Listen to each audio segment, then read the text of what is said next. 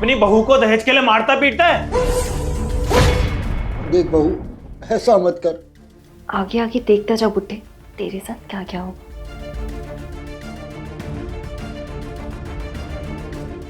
Inspector साहब, इस पर मुझे माफ कर दो। आगे से ऐसा कभी नहीं होगा। होगा तो तब ना, जब तू करने लायक बचेगा। पांडे,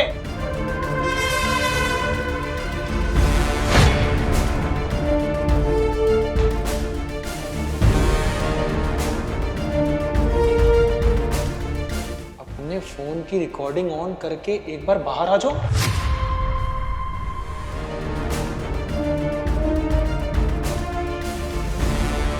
मैडम मैं अभी आया हूँ। ठीक है इंस्पेक्टर साहब।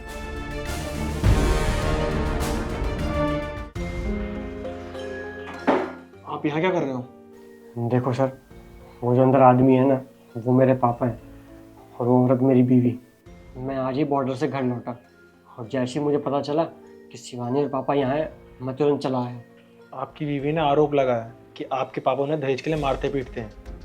क्या शिवानी की इतनी हिम्मत? इसको तो मैं बताता हूँ, चलिए अंदर।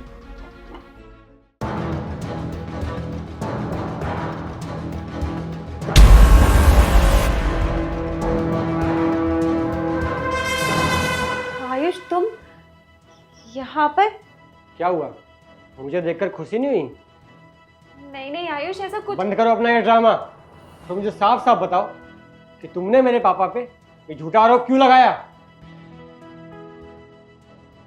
आयुष तुम कुछ भी मुझे तुम्हारी कोई सफाई नहीं सुननी। अगर तुम्हें मेरे पापा का ख्याल रखने में इतनी ही दिक्कत हो रही थी तो बता देती मुझे, मैं तुमसे शादी ही नहीं करता। बस करो आयुष, बिना पूरी बात जाने ना कुछ भी अनाप शनाप मत बोलो। पूरी बात भी जान लेते हैं मैडम। जब मैं बाहर गया था ना, तो फोन में रिकॉर्डिंग ऑन करके गया था। यहाँ जो कुछ भी बात हुई है ना, इस फोन में रिकॉर्ड हो गई है। अभी दूध का दूध और पानी का पानी हो जाएगा। मैं तेरे आगे हाथ जोड़ता हूँ। नहीं बुड्ढे, तू लातों का भूत है, बातों से तो मानेगा नहीं। तुम ऐसा ऐसा क्यों कर रही है?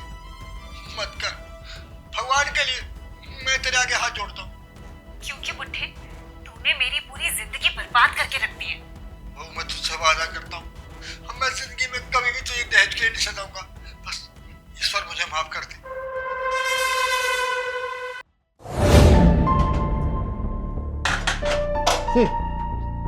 शादी के समय तो बड़ी बड़ी बातें की थी तेरे माँ बाप ने। लड़की सर्वगुण संपन्न है, संस्कारी है, घर के सारे काम जानती है, बस यही कह के दहेज ले दिया हमें। और अब ना काम कहा जाता है घर का, ना ढंग से खाना बनाना आता है, कभी नमक तेज कभी मिर्ची तेज, ना दहेज दिया ना गुणी लड़की।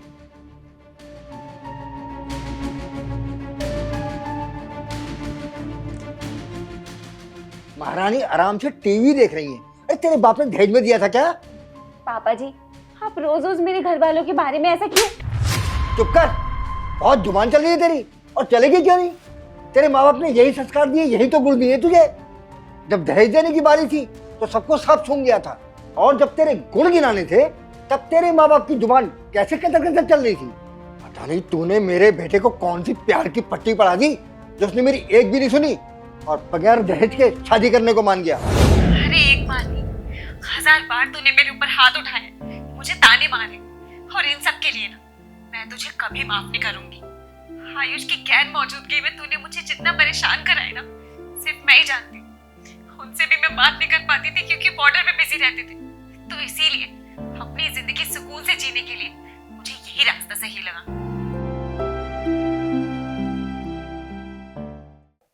देखो शिवानी, प्लीज मुझे माफ कर दो। मैंने बिना पूरी बात जाने तुम्हें इतना कुछ सुना दिया। कोई बात नहीं आयुष, ये तुम्हारे पापा है ना, तुमसे नहीं देखा गया होगा ये सब कुछ। पापा? क्या ये सब? दहेज की लालच में आप इतने अंधे हो गए कि अपनी बहू को मारने पीटने लगे।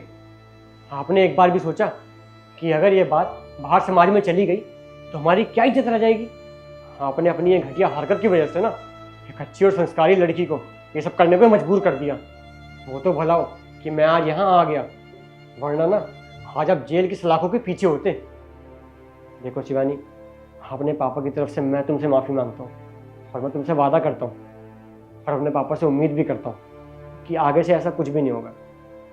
बाकी तुम्हारी मर्जी। इंस्पेक्टर साहब, मैं अपना केस वापस लेना चाहती हूँ। अब मेरे पति आ गए हैं ना, तो मुझे पूरा विश्वास है कि आगे से ऐसा कुछ भी नहीं होगा। पर आप मुझे माफ़ कर दीजिए, मैंने आपका इतना टाइम वेस्ट करा।